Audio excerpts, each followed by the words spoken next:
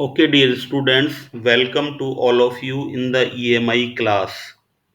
Today in lecture 2, we are going to discuss about the different type of bridges used for measurement of inductance, capacitance and frequency bridges. What is the Q factor of a coil or inductor, Maxwell bridge, Hay bridge and conclusion. So basically first we will see that there are the different type of the bridges used for measurement of the different parameters, like the Maxwell bridge that is used for the measurement of the inductance. Hay bridge is used for the measurement of the inductance. Anderson bridge is used for the measurement of the inductance. Heaviside bridge used for the measurement of the mutual inductance. De Sauty bridge is used for measurement of capacitance, and Wien bridge is used for the measurement of the frequency. So we will study one by one all the bridges in the next lectures. The general form of the AC bridge we have seen in the last lecture that it contain the AC bridge contain the reactive component also, as shown in the general form of the AC bridge here. Now the quality factor of the coil. What is the quality factor? One important term is the quality factor. So quality factor basically indicate the loss relative to the amount of energy stored within the system. What is the loss relative to the amount of energy stored within the system? तो higher the Q, the lower is the rate of energy loss. जितना Q ज़्यादा होगा energy loss उतना ही कम होगा. With increasing the Q factor or quality factor, bandwidth of the circuit is reduced as losses decrease. So the tuned circuit becomes sharper as energy is stored better in the circuit. So we can see that the curve जो if it is the have the higher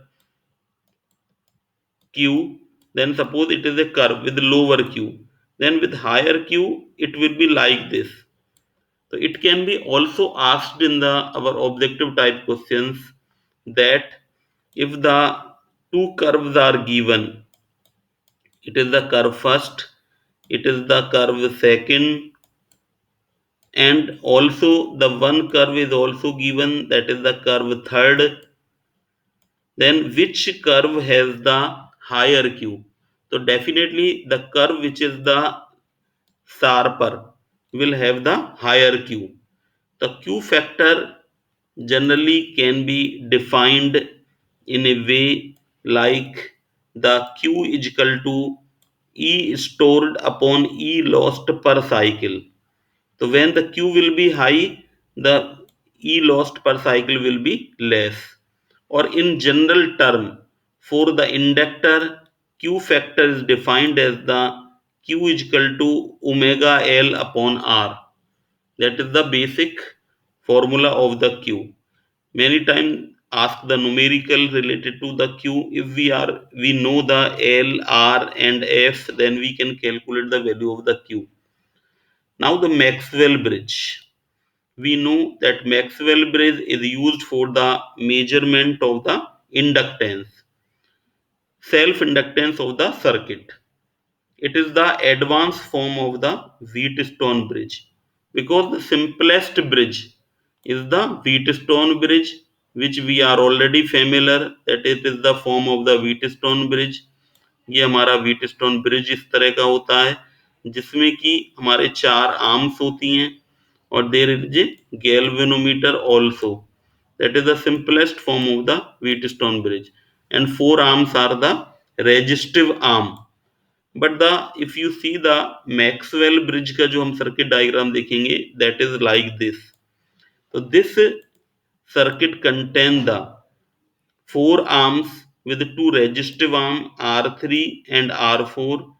In first arm AB, there is a resistive element R1 with inductance L1. In the second arm, we have resistance R2 and inductance L2 with self resistance R2. So there are the four parameters in this bridge. L1 is the unknown inductance of resistance R1 as shown in the arm AB. L2 variable inductance of fixed resistance R2, that is the variable inductance with fixed resistance R2, and R2 is the variable resistance connected in series with the inductor L2, that is the resistance R2, and R3 R4 known inductance resistance. These are the two resistances R3 and R4. So we can say that under balance condition of the bridge, कि bridge की balance condition में what will happen, we write the general equation in the earlier class कि if it is the Z1, ये हमारा Z1 है impedance, that is the Z2 impedance है इस arm का हमारा इम्पेडेंस Z3 है, एंड CD आर्म का हमारा इम्पेडेंस Z4 है, then we can write the balance equation general Z1 Z4 will be equal to Z2 Z3. So we can write it in the similar manner. If we write here Z1 Z4 is equal to Z2 Z3. Now the value of Z1 will be R1 plus j omega L1. That will be the value of Z1. R1 plus j omega L1 is the value of Z1, and R4 is the resistance that is multiplied here. Now R2 plus j omega L2, R2 plus j omega L2, and also the resistance R2 will be added because that is in the with the resistance of the L2. So the R2 plus R2 plus j omega L2 R3. Z3 is the R3. So now by comparing it, the real and imaginary part, first we solve it and compare. Real part comparison, we observe R1 R4 will be equal to this R2 plus R2 R3, and R1 will be R3 upon R4 bracket R2 plus R2. Imaginary part comparison, if we do the imaginary part comparison, then it will be j omega L1 R4 plus j omega L2 R3. Now it will be L1 is equal to this. So in this manner, we can see the value of the R3 and the R4 resistance vary from 10 to 1000 ohm with the help of the resistance box. यहाँ पर R3 R4 की value को हम कितना भी very करके fix कर सकते हैं रेजिस्टेंस बॉक्स से. तो in this manner we can calculate the unknown inductance L1 and its resistance R1. Now we see the phasor diagram. That is also important. The phasor diagram is shown here of the Maxwell bridge. Now we can see that E1 and E3 and E2 and E4 are equal. As shown in the diagram, E1 and E3 and E1 and E2 and E3 or E4. There are the four voltages. Now the resultant of E1 E3 and resultant of the E2 E4 will be E, because E1 E3 and E2 E4 will be equal. So that can be depicted in the phasor diagram. E1 first and E3 second, E2 and E4 in under balance condition. So under balance condition, E1, E3 and E2, E4 are equal, or that can be in resultant of this will be E equal to E, that is shown here. Now the and that is drawn in the phasor diagram. We have drawn it in the phasor diagram also. Now, if we see that the current will be, how much current will flow, E3 E4, E3 और E4 में कितना कितना हमारा voltage drop होगा, E3 will be equal to I1 R3, basically that is the I1 R3 के बराबर होगा। ये वाली जो टर्म है हमारी, इस पर जो वोल्टेज ड्रॉप है that is the I1 R3 के इक्विवेलेंट होगा। एंड इसी तरह से जो हमारा वोल्टेज ड्रॉप है that will be the E2 R I2 R4 के बराबर होगा।